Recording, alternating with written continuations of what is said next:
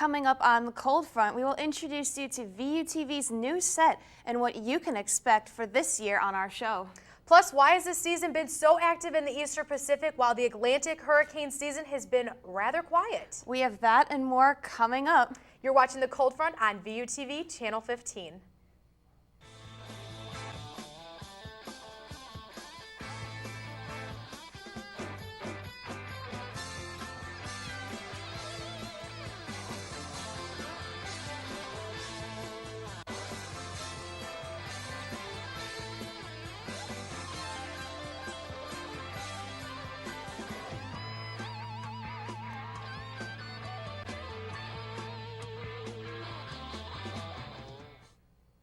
Welcome to the first episode of the Cold Front for this semester. I'm Lynnette Grant. And I'm Hilko. We're very excited here for what this year has in store for us here on the Cold Front. That is right, Lynnette. We have a totally different look as well as a new way we will be presenting our show. Now, if you haven't noticed already, both Lauren and I are really excited. We're finally live on Channel 15 right now. Yes, and we will be having episodes of the Cold Front every Friday at 2 p.m. But don't worry if you are unable to watch. We will also be posting each episode to our YouTube and our Facebook pages. We will also be taking advice on showing advantage of our new set that you are seeing currently. Our VUTV advisor, Ron Blantz, put together a little video of what the whole studio looks like since you're only seeing it here from the desk. Here it is.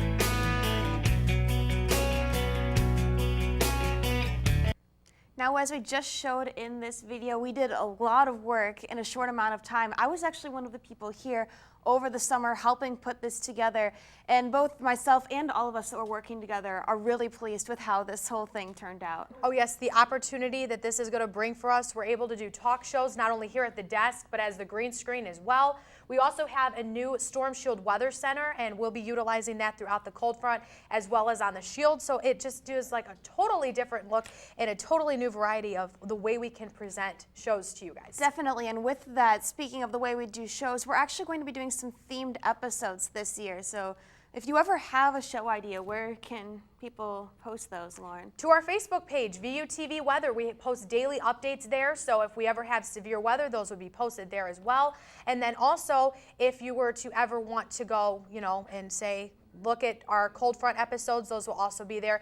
You can give us any ideas for topics that you'd like to see, and we'll talk a little bit about the different things. But today, speaking of things, our episode is going to be about the tropics, both the Eastern Pacific and the Atlantic. Now, you might be asking why the Pacific has been so active. Well, the main weather headline has been El Nino, and we'll explain that a little bit more after we go to our break. Yes, so you're watching the Cold Front on VUTV Channel 15.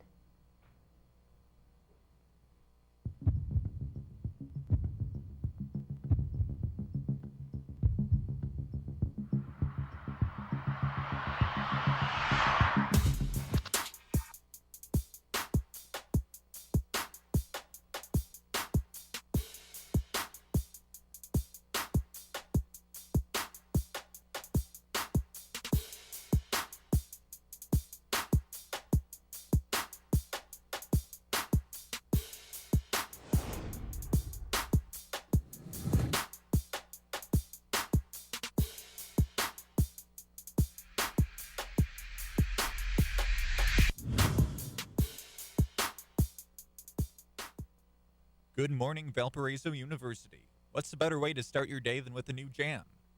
And WVUR has just what you need.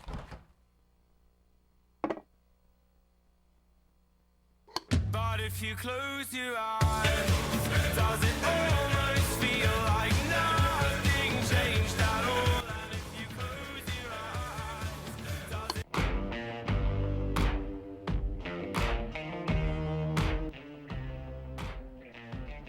If dying young won't change your mind, baby, right. Broadcasting sports, news, weather, and music on air, online, and on campus. Welcome back to the Cold Front. Well, we're going to start off today with talking about hurricane season, when that is, and how hurricanes are named. Well, according to the National Hurricane Center, the Eastern Pacific hurricane season starts May 15th and ends on November 30th. The Atlantic hurricane season starts on June 1st through November 30th, and there is one unique feature in how they are named.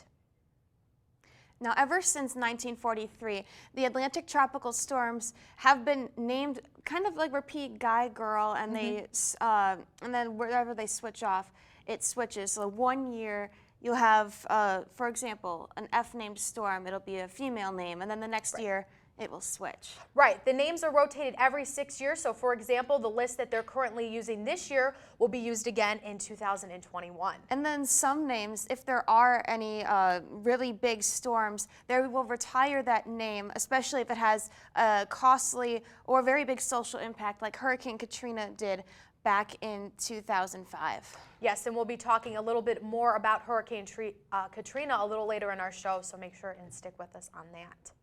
Now, all of this name talk might have you thinking, what exactly is the criteria for a tropical storm to become a hurricane in the Atlantic Ocean? According to the National Hurricane Center, in order to be a tropical cyclone, winds must be at least 74 miles per hour. The storms are categorized using the Saffir-Simpson scale and are categorized from number 1 through 5, with 5 being the worst. If a storm reaches Category 5, that means winds reach over 157 miles per hour. Now, another interesting fact to note is that the Eastern Pacific has the same category scale and requirement to be considered a tropical cyclone. Like, that's something like kind of really interesting there. Now, I don't know if you know this, but the Pacific is actually divided into two parts. There's the western part and the eastern part. Now, the U.S. is mostly just concentrate on the eastern. So one cool fact to note is once you're west of Hawaii and the international date line, tropical cyclones are no longer called hurricanes. They are actually called typhoons, which are categorized based on wind speeds, which we also see in hurricanes. But today we are just going to focus on the Eastern Pacific and the Atlantic as well. Now, we have discussed names and the requirements to be considered a hurricane, but we're focused right now on 2015. How is this season comparing to others? Well, to answer your question, this year has been very active so far, especially in the Eastern Pacific. There have been 19 named storms in the Eastern Pacific and Central Pacific this year, with the last named storm being Linda. 7 of these storms have been rated Category 4 hurricanes. Even at one point, there were 3 Category 4 hurricanes in the Pacific at one time. Looking at the other side of the ocean, the Atlantic hurricane season has not been as active as in past years. We've had a total of 8 named storms, with the last being Henry. 6 of the 8 have been tropical storms with winds below 60 miles per hour. Hurricane Danny did reach Category 3, which is the strongest hurricane that we've seen this season. Winds there reached about 115 miles per hour, and really this storm only affected Puerto Rico.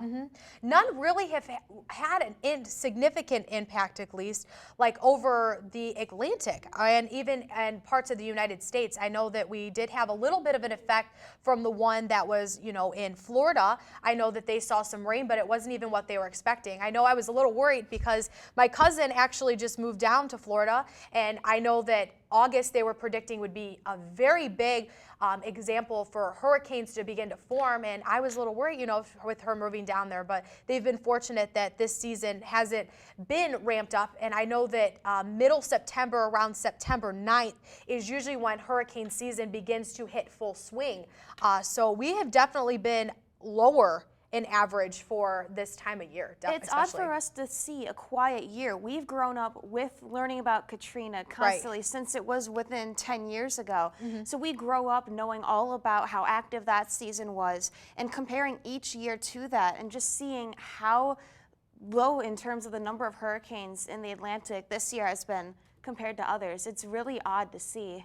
That's actually kind of what got me started in the weather. I know when I was younger, I would always watch the Weather Channel because they do a phenomenal job like at their hurricane coverage and stuff. And I remember being young and watching about like Hurricane Katrina, Hurricane Charlie, all those major storms that you think of. And the most recent one that has like had an impact is Hurricane Sandy. And it actually affected parts up here into Indiana and Illinois. I know Lake Michigan had some effects from it. I know back in my house, Lake Erie area, like in Ohio, they even saw a significant impact from Hurricane Sandy. But again, this year has just been unlike any other year. I just can't get over that.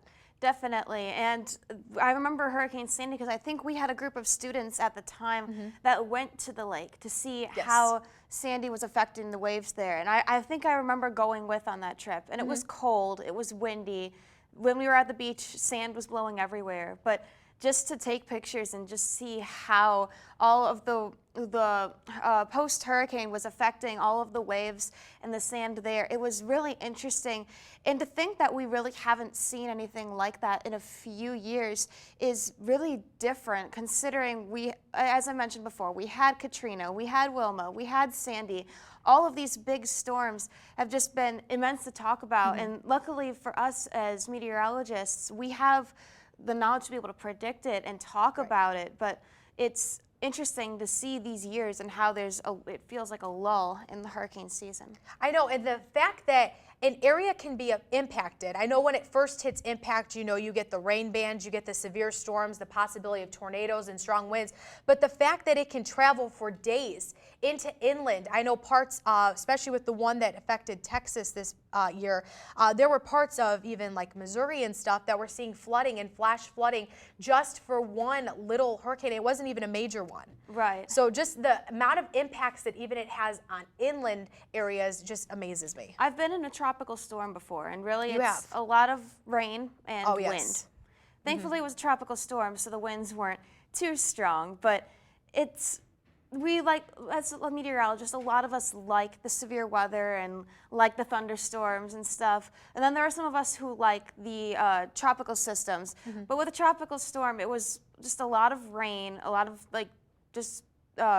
just rainy conditions all day, and it was windy. So and then when you have that for multiple hours or even days at a time, it's kind of boring after a while. But they are rather costly if they get to be very strong. Oh yes, speaking of cost and stuff, the amount of impact that it has on people. I know a couple years after one of the major hurricanes when I was down in Florida, we were driving around and I was wondering, why do the trees still look that way? And it was because of the hurricane. So the amount of effects that it has on people, whose lives are flipped upside down. We're going to talk a little bit about that. Coming up a little later in our show, we're going to have actually the executive director, Amy Vanderhayden, went on a service trip, and she's going to be talking about one man's story and how that impacted her when she went down. So you're watching the Cold Front here on Channel 15. Good morning, Valparaiso University. What's a better way to start your day than with a new jam? And WVUR has just what you need.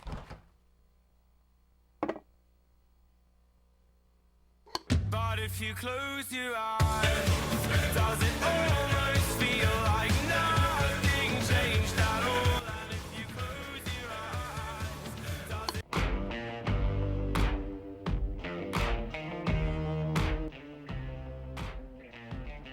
If dying young won't change your mind, baby, right. Broadcasting sports, news, weather, and music on air, online, and on campus. WVUR is my jam.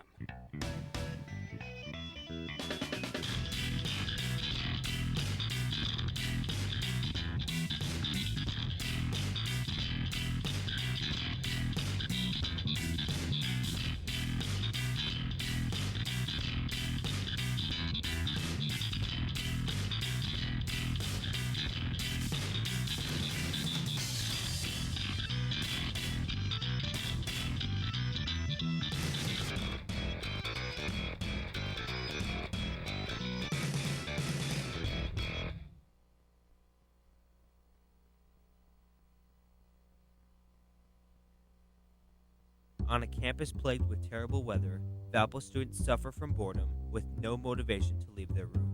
They begin to search for free movies and stumble upon Valpo's new free movie streaming website, where you get unlimited free access to recent movies like Despicable Me 2 and Jobs at the tips of your fingers. So if you're feeling bored, then don't wait. Grab some friends, find a seat, and enjoy a movie on movies.valpo.edu.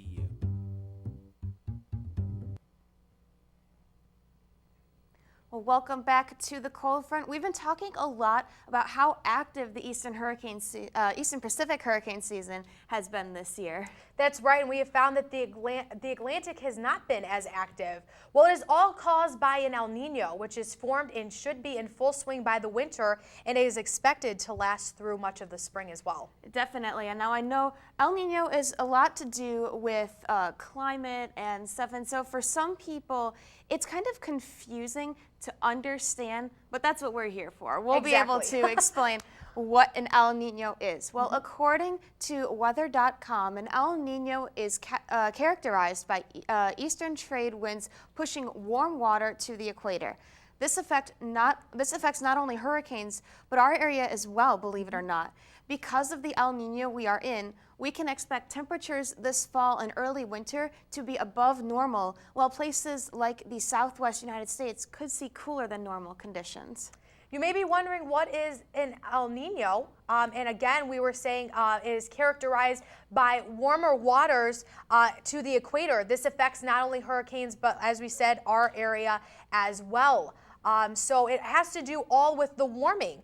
We have trade winds that are off of South America, and those begin to push warmer waters into the equatorial region, and that is what causes for us to experience El Nino conditions. And again, it comes in full swing, usually around the winter time, and then will persist depending on even through the springtime as well. Now this year, we do have the warming in the Eastern Pacific, which directly impacts the Atlantic season. Right. While this warming in the Pacific leads to a lower number of hurricanes in the Atlantic, which is what we're seeing right now. Yes, another fact that inhibits hurricane development in the Atlantic is upper level shear. And El Niños create strong upper level winds, which creates more wind shear. So in order to get hurricanes, shear limits the development. All these factors contribute to our low number of Atlantic hurricanes. In order to get hurricanes, shear needs to be very limited. So that's another limiting factor that we are seeing that is also making it very hard for hurricanes to form in the Atlantic. Definitely. Well, as we mentioned, we've talked a little bit about El Nino and how it affects us, but we actually have a special treat here on the Cold Front today. Do you want to do some introducing? This is Katie Nicolau. She is a freshman meteorology major, and she actually interviewed and sat down with meteorology professor Teresa Balls-Elschultz, who talked a little bit about the El Nino this year. So welcome, Katie. Thank you. How is freshman year going so far for you? It is going fantastically. Good to hear. It is an amazing experience. I absolutely love everything that I'm doing. Definitely. VUTV. Have these first few weeks been rather slow? Have they been quick? They have been really quick. I just realized that we're almost a month through school. I've only had one test, so I'm really happy about that. But yes, it's going by extremely fast. Okay, now as you mentioned, you did a story on El Nino, right? Yes, I did. Do you want to tell us a little bit about it, like a little sneak peek? Well, like you said, I interviewed Professor Balsy Schultz about the tropics and what El Nino what El Nino causes in the tropics. And like you said before, our Atlantic hurricane season has been very, very calm compared to years without El Ninos. While in the Pacific, it has been very active. We've had multiple hurricanes. I know at one point we had 3 Category 4 hurricanes, which was absolutely insane, considering how sort of rare that event is. Right. Now, we don't want to give away too much of your story. I Right. think we want to show it to our viewers. Yes. So Definitely. we're going to take you to that story right now and have Katie explain to you what El Nino is all about. It's been a very active Pacific hurricane season and a very quiet Atlantic one. This is due in part to a strong El Nino which has formed off the west coast of North and South America. We sat down with Teresa Balsy Schultz to find out what an El Nino is and how it could possibly impact us this upcoming winter. So what we see with an El Nino is that typically the waters are warm, more on the western side, more towards Asia, Australia, and it starts to shift into the Central Pacific and over into the Eastern Pacific and towards the coast of Peru and Chile, which is why it's named El Nino for the Christ Child, because that warm water would appear in December for the Christ Child. That's why it's El Nino. What we expect with a good strong El Nino is that the pattern for the west coast would be rainier. And that's what we've seen for really, really strong El Ninos. For us here in the Midwest, not necessarily as much. Perhaps a little bit warmer, relatively speaking, when we talk about a winter, which the last 2 winters have been a little cool-ish, which is more like normal. But that's really more like normal. We weren't that outstandingly cold. For The Shield, I'm Katie Nicolau. You did a very good job with that story, Yes, Katie. I'm very impressed. Thank you very much. It was my first interview, so I'm glad you guys approve of it. What was your favorite part? My favorite part has to be talking about just the reason El Nino has its name, because it comes during the winter, and they gave it the name based on the Christ Child, which means Christmas, pretty much. Okay, So that's just an interesting little fact. You're learning more than nice. just weather here on Exactly. the Cold Front. Well, we're going to take a quick break. When we come back, we're going to wrap up our episode of the Cold Front. Please stay with us until after the break.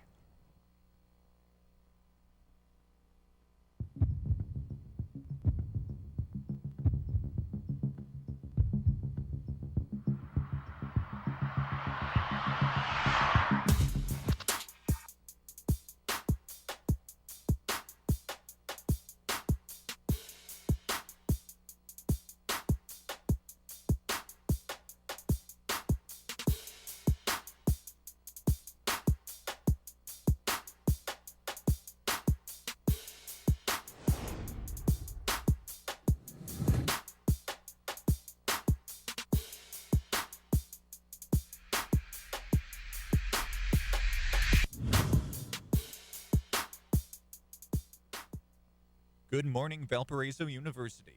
What's a better way to start your day than with a new jam? And WVUR has just what you need.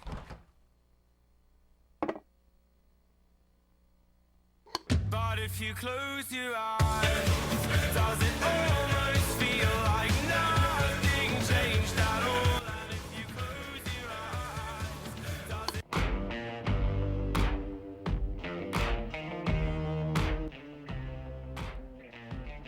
If dying young won't change your mind, baby, right. Broadcasting sports, news, weather, and music on air, online, and on campus.